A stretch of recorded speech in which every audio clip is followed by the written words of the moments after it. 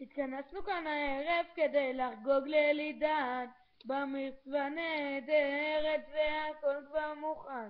יש כאן די-ג'יי וצלם ואוכל כמובן. האורחים כבר הגיעו, אז הגיע הזמן.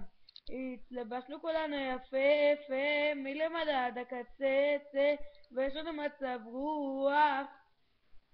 רק דבר אחד נשאר, לספר כאן לכולם את האמת על עידן דן.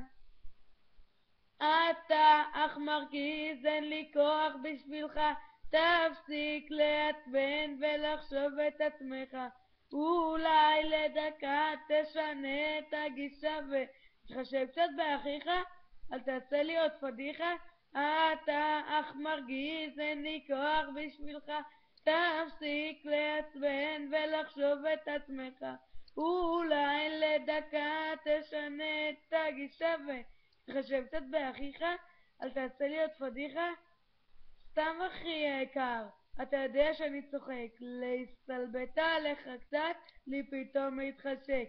זה לא שרק דברים כאלו יש לי לומר, כי בגדול אתה בעצם אח גדול נהדר. שלמשעמם אתה לא מתעצלצל ואיתי משחק חק. במחשב הפייסבוק גם ובחדר בכל לילה אתה איתי נמצא. אתה אך נפלא, איזה כיף להיות איתך, אנחנו כולנו אוהבים אותך, תמיד תישאר מגניב כמו שאתה ותזכור טוב בלבך שאין כמו משפחה.